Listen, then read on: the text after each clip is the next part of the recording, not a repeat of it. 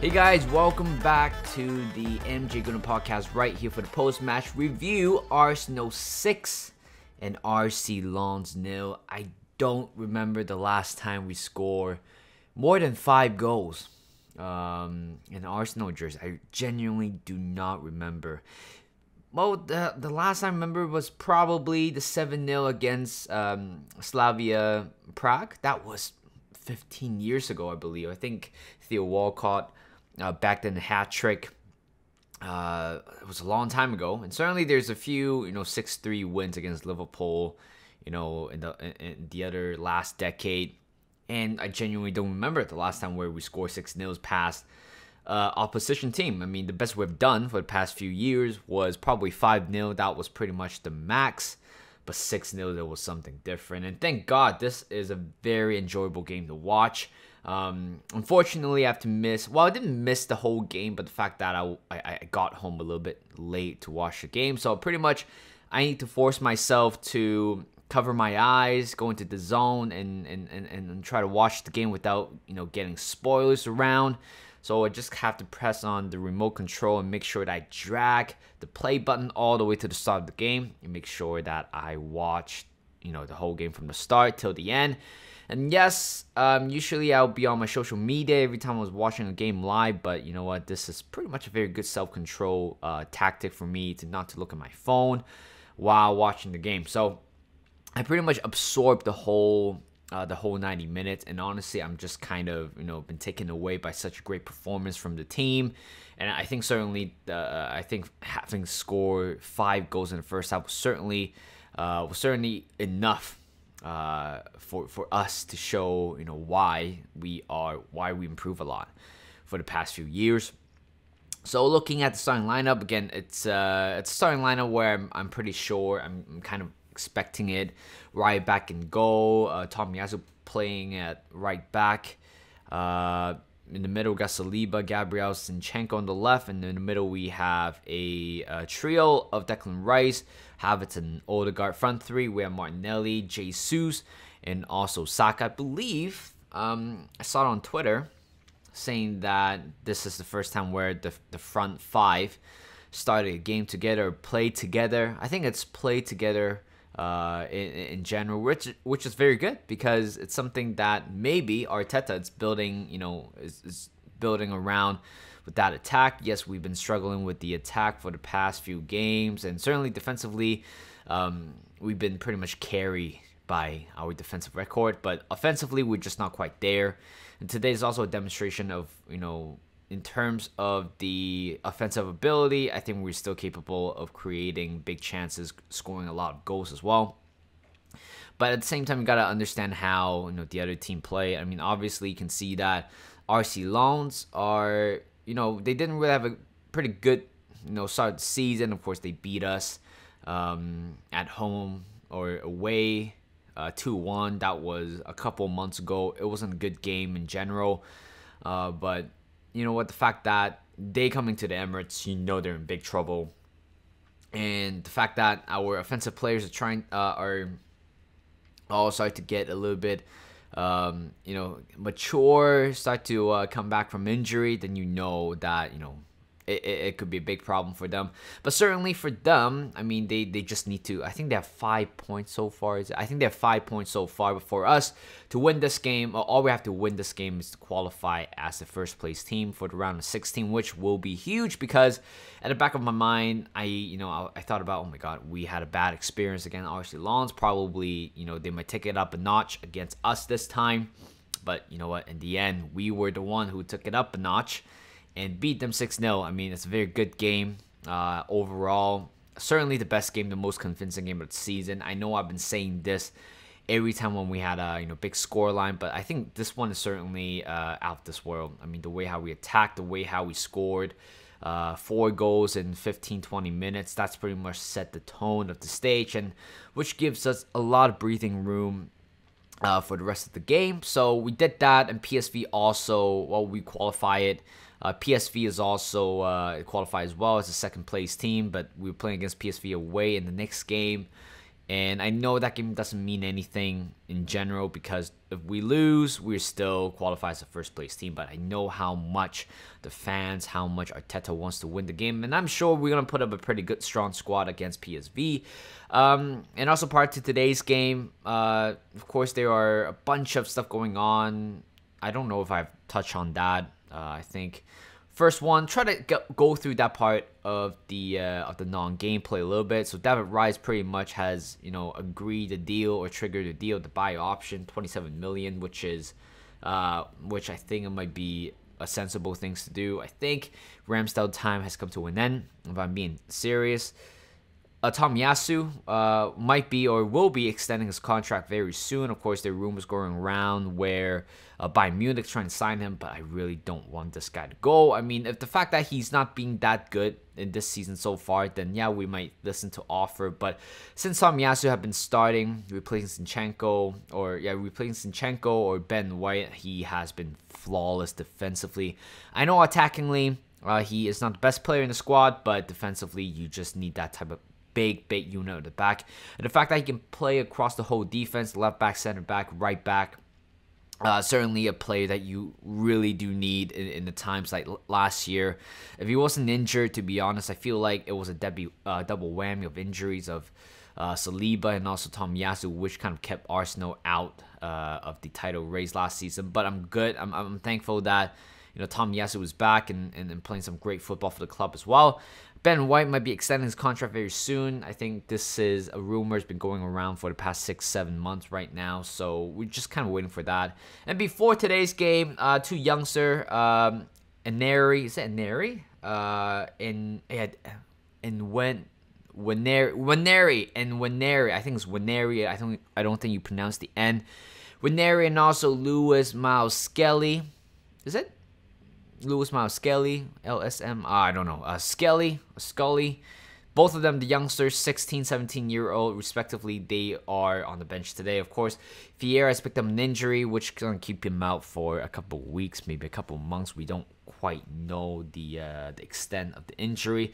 So two youngsters in the team today, and I thought, you know what, if we somehow get a very convincing scoreline, then we might be putting on one of those two players into the team. And I'm sure a lot of Arsenal fans was waiting to see that. So let's talk about the game in general. Let's talk about the goals because there's so many chances that we created. Of course, the first chance was from an overlapping run from Tomiyasu, crossed it in to have it. And that was very close for being a goal. And imagine he scored that goal. It shows why, having the heading ability, having a tall player, a technical tall, left 8 player in that area would be amazing. And it shows that his confidence might be coming back. But you know what? Turns out it was that goal he had. It was just a simple tap in. Yeah, he was right there at the right time. I know nobody was marking him. It was rather a simple finish. But the fact that he was able to find those space, just kind of dragging everybody, away from him, and he did that. It was a pretty good play, from the back to the front. Tomiyasu swings it in. There's a bit of ricochets. Jesus winning the ball back in the air against Densa, one of the defenders. And guess what? Kai Havertz was right there at the right time, just slots that one in. And it doesn't matter what kind of goals you score. The fact that if you score, it means that your confidence might be back. And I hope after that goal, Kai Havertz is certainly going to help Arsenal to win more big things in the future and start to show some form again. Back-to-back goals for him in back-to-back games. So it's something that Arsenal fans really do want to see in a consistent basis. And we were 1-0 up.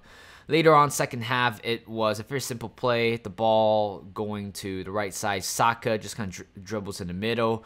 The fact that you can see in this game, he hasn't been doubled up a lot. And he is also aware of the fact that in a lot of games this season, he has been double up or even triple up at times. And today, this is why teams are doubling him up, because once you allow him to face against a one-on-one situation, Saka's gonna win like 7 to 80% most of the time. And this time, he cuts it in the middle, keeps dribbling. It was a little bit ricocheting in the middle, and somehow Saka very determined to win the ball back. I know in all senses, I think the ball was pretty much granted, or if it was a better defending, Lons would have probably cleared that one, but Saka, his determination to just try to retrieve the ball, try to knocks it, find a way to knocks it to any attacking midfielder or attacking players in the middle.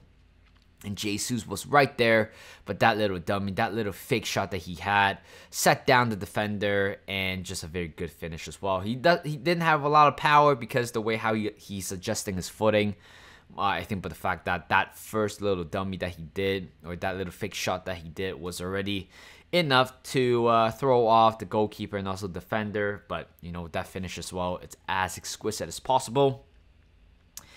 And third goal, it was a one-on-one display between Martinelli and Martinelli took a shot. It was a decent shot, but straight at the goalkeeper. The goalkeeper should have done better, to be honest. Just Samba, I believe so. I think he had a pretty good, interesting story, or good, interesting career as well. I think he played for Nottingham Forest for the last year or 2 years ago, and then transferred to Lens, and right now playing for the national team. I don't think he is the starting goalkeeper, but you know, being named as the starting being named in the national team is always a great honor of any players. But it was a poor punch by the goalkeeper. Saka's right there at the right time. Like I said, it might be fluke, it might be lucky, but you know what? You just gotta give prompts to, you know, to players who always arriving in a good position, attacking wise. You would never know if the ball's gonna go to the back of the net or it's gonna, you know, ricochet off the goalkeeper and to you. You might just kind of tap one in. He did that. Saka, I believe, having 7 goal contribution. I think 3 goals, 4 assists. In the Champions League group stage at the moment, I believe so. I think he is one of the 3 players who have done it so far in the group stage. Hopefully, in the next game against PSV, he is going to be surpass that record. I hope so. And fourth goal, it was just a great goal in general. Tom Yaz, I'm not quite sure if he meant it. He might have meant it, but to me, it was kind of a 50-50. It doesn't really matter, to be honest. But that cross from him was pinpoint. It was so good.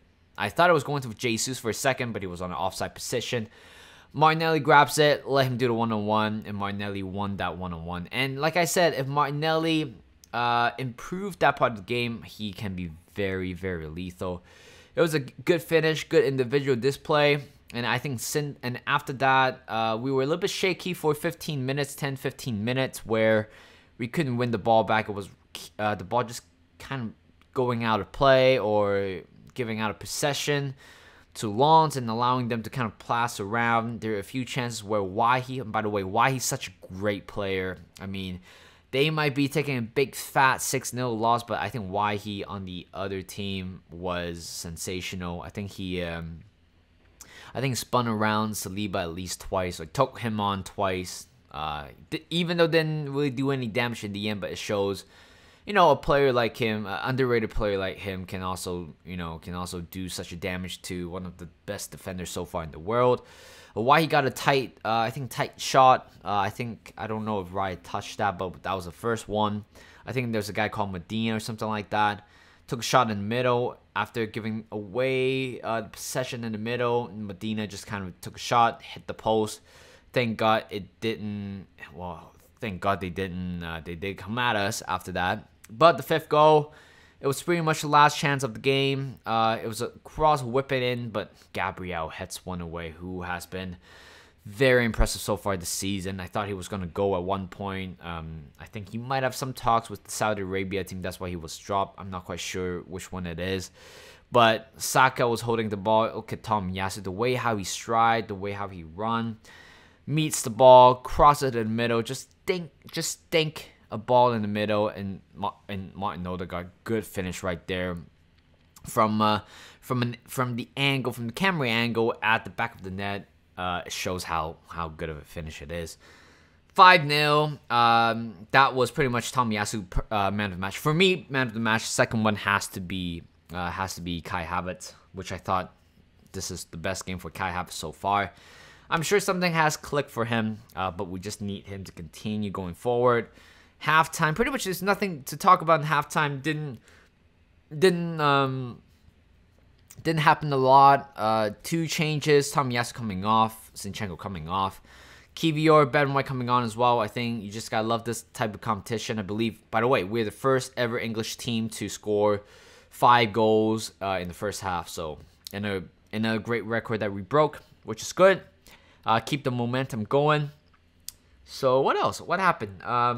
So, Kivior came on, which I thought he did pretty well. Ben White coming on did pretty well. I think Kivior, not the fastest player, but technical-wise has been amazing. Ben White had a header over the bar. That's pretty much it for him, I believe so. But defensively was amazing as well. And later on, Reece Nelson coming on for Bukayo Saka. Again, you just don't want to risk any injury at the moment because we have a very hectic December going on very soon. But that little play from Kai Havertz at the corner, which spun the defender around. This is the interpretation. This is the perfect representation of a player who has the confidence, and he did that exactly. And I'm glad that he find that confidence back. But we gotta see that on a consistent basis. It was unfortunate that Odegaard didn't score from that. I think he scuffed a little bit, and it took a deflection along the way. So that was good. What else? Eddie coming on, Jorginho coming on. I thought, you know what? I mean, we already won the game already. I don't think we need to see Eddie in today's game, if I'm being honest, because Eddie, relatively compared to other sub player, he gets quite a bit of a minute. But at the same time, I would kind of understand why Arteta did that. But it would be nice to see Waneri and also Miles Lewis Skelly to at least to come on to play a little bit, play a part of it at least. And in the end, 82nd, 83rd minute, they concede a penalty. I thought it was a foul, but turns out it was a handball. Do I think it was a little bit harsh? I thought it was a little bit harsh because I wasn't quite looking at the handball the whole time. I thought it was going to be the foul, and I thought the foul was unfortunate. But at the same time, it's VAR. There's a different standard between UEFA VAR system and also Premier League VAR system. But we got the penalty. We'll take that. I feel bad for Lens for that one because I thought, you know what, after we calm the scoreline a little bit, Lens had a few chances, but not to the point where Warren a save for David Raya. Jorginho, I knew he's going to take the penalty 100%. I mean, when you look at everybody on the pitch who hasn't scored a goal for Arsenal so far in the team, it's just Jorginho, and I know he's going to take that penalty, and he did that. I wish he did the jump because that was his signature move, but I'm glad he got his first goal. So we're qualified, and we're playing against Wolves tomorrow. And again, I think for the next 2 games, it will be hectic. I think Wolves tomorrow morning here in Vancouver time, and Tuesday against Luton Town away, and then next week against Aston Villa away. And after that, I believe we have another. Champions League. I believe so. So yeah, so that's pretty much it for today's podcast. Thank you for listening. I know it's a little bit late for this one, 2 days after the game, but you know what? At least I'm putting this podcast out there. So thank you guys for listening. Hope you guys have a great day, and I'll see you guys in a bit.